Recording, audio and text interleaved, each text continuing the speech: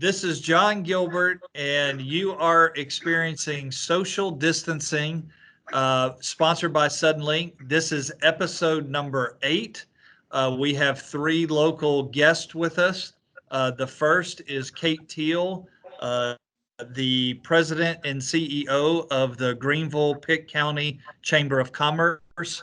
Bret Oliverio, the owner of Sup Dogs, and Jeremy Spengeman, the owner of Basils Italian restaurant and pizzeria.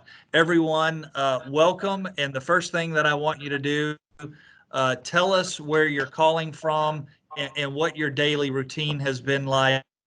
Kate, I'm going to start with you. All right, I am at home. I think today makes day 22 of us being working from home. Daily routine depends on the day. I have an 8-year-old and an almost 5-year-old in a few weeks.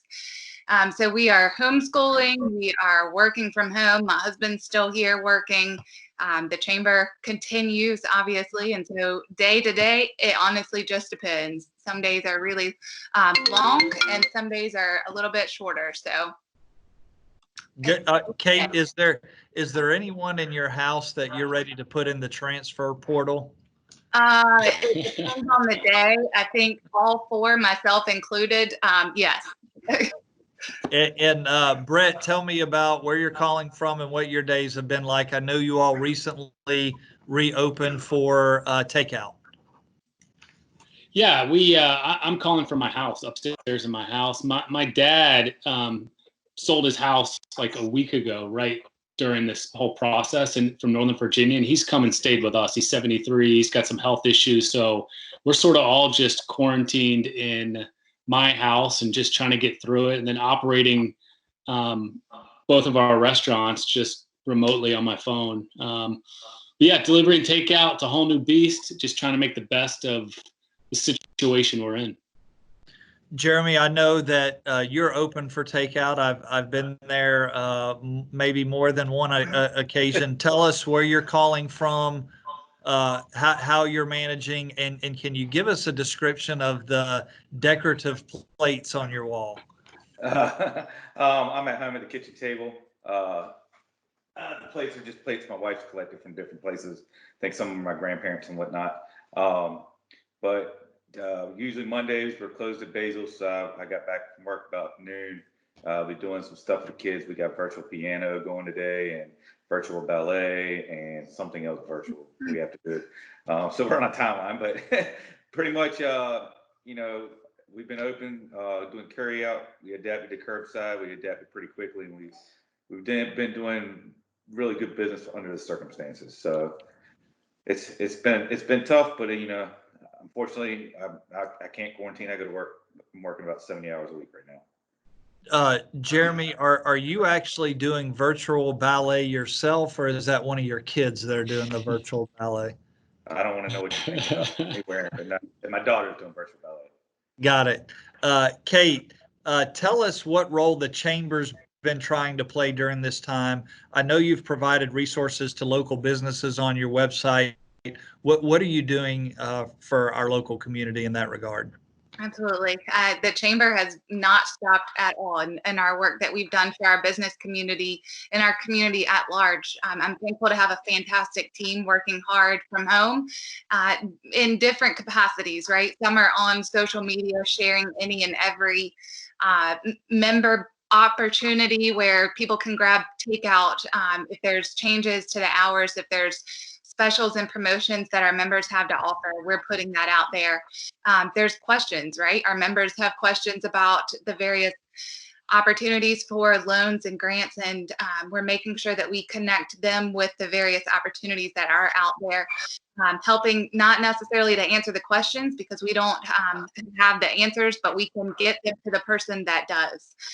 So we're making sure that we're following legislation at the local, state, and federal level and advocating on behalf of our business community for any and everything that we can to come out of this stronger than we were before. And we have maintained our partnerships with our community leadership as we all work through to navigate so much uncertainty to make sure that that as a community, we all talk through this. We're in constant communication with one another, and that we, really rally behind our businesses and our citizens to make sure we don't have everything that we need, but we can certainly be a sounding board and making sure that we can write down the needs of our community and work to fix this sooner rather than later. Yeah, I know that's really important work for our local businesses, and you're doing really important work, and we're all thankful for that. Bret, I know that you're a fixture in the Uptown area.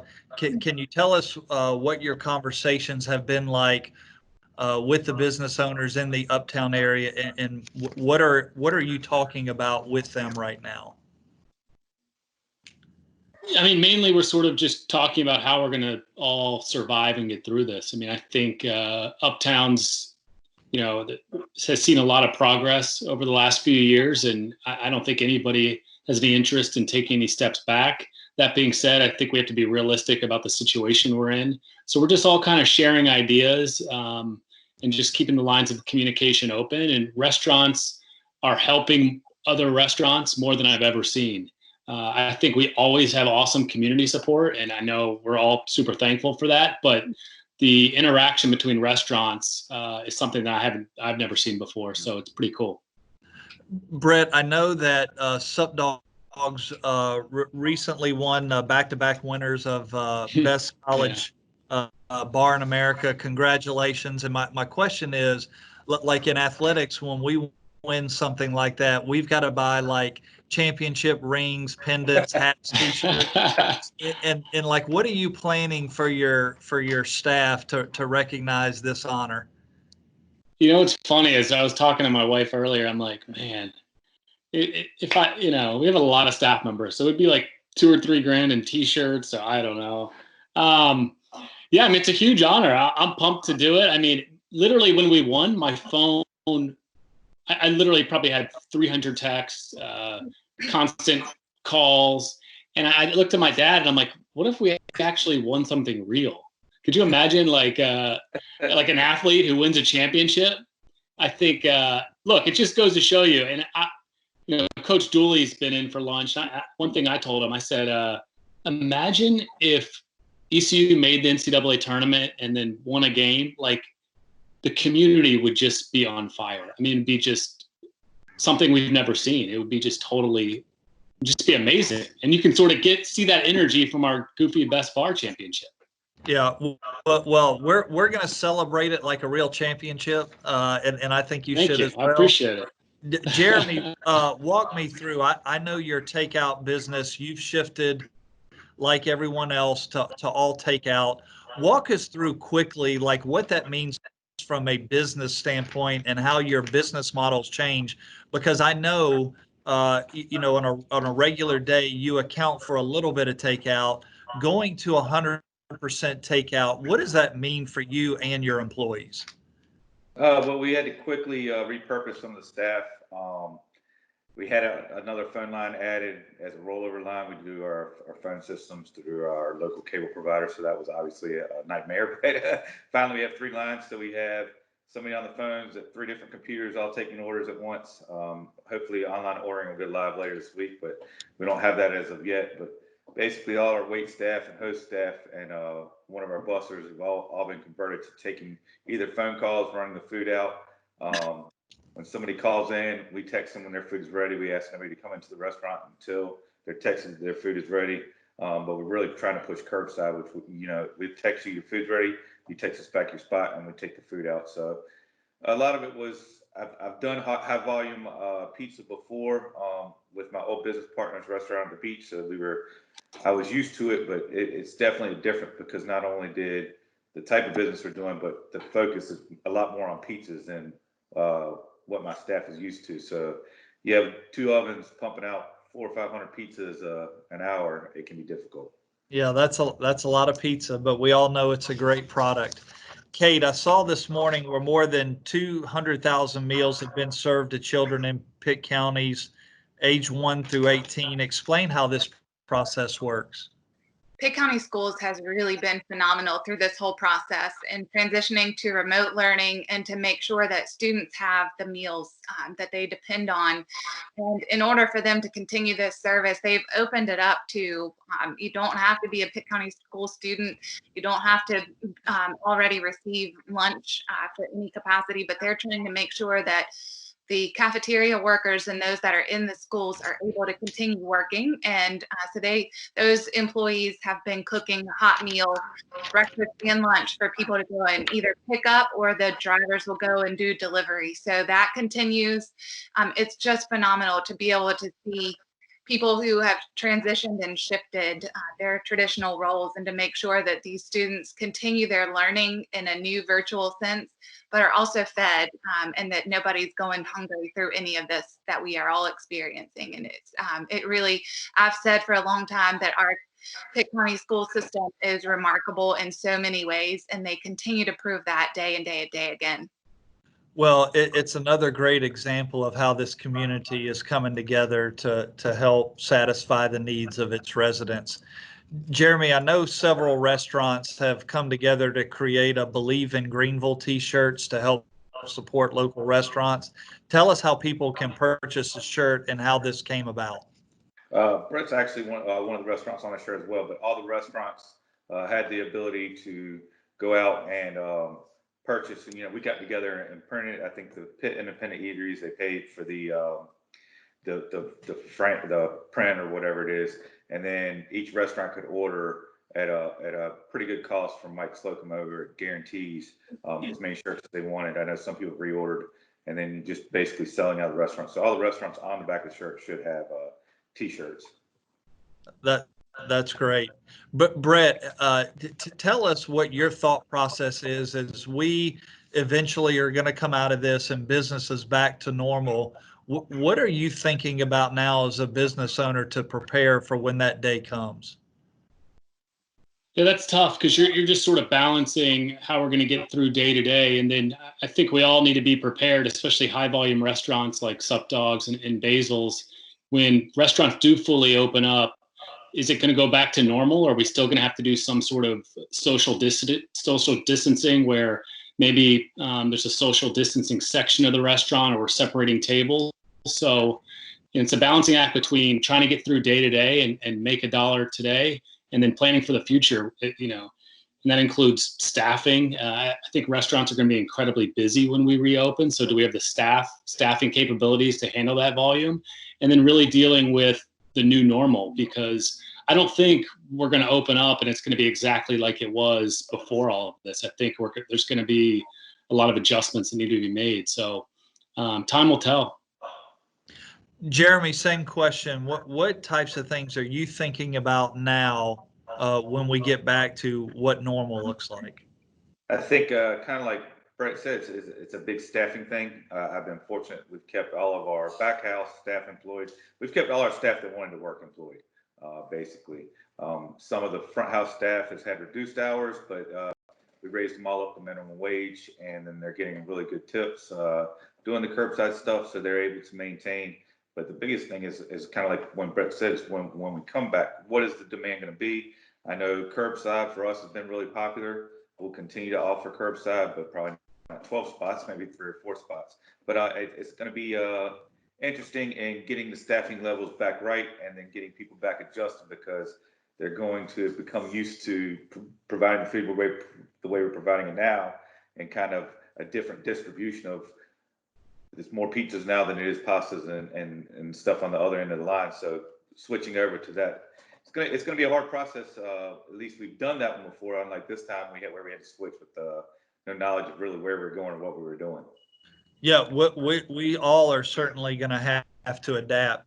Kate, how difficult has it been to stay up to date on all the latest resources from the national and state level that can benefit our small businesses? It is I'm honored to do this work, and it has been incredibly challenging to just stay up to date, because by the time you read something right now, tomorrow it's going to be completely different. And so we have to ensure that our team is staying up to date with various resources and information as it is available. We're taking down old information, we're putting up new information. To say that our team is working around the clock would not be an understatement. As fast as it changes, we have to change just as quickly, to make sure that as the questions come up, we're not giving them wrong information. That's the biggest thing for us, is providing real-time, accurate information to help ensure that these businesses have the questions answered, and then they can get to the right place at the right time. So now more than ever, I think our cell phones are being charged nonstop. We're helping members, sharing information, and then also staying up to date with the resources quickly as it changes. Yeah, well said. I want to finish with what do each of you want to say to the people of Greenville and the surrounding region? Bret, I'm going to start with you. Well, I'm just incredibly thankful of the support that we've received, not only on the social media side of things with the Barstool Best Bar, but just the customers always find their way back to the door. And, you know, I don't know what it's like in other communities, but the support from the Greenville community is just phenomenal, and not something that we take for granted. So, you know, my family and I are incredibly thankful that people walk through the door every day, whether they're waiting in the parking lot 6 feet apart from each other for takeout, or whether, you know, they come back and see us when we fully reopen. Just the support from ECU community, the Greenville community, all of us, it's just been amazing. Yeah. Jeremy? Kind of like Bret. I mean, I'm very humbled in how much support we've seen and some of the things that people have done.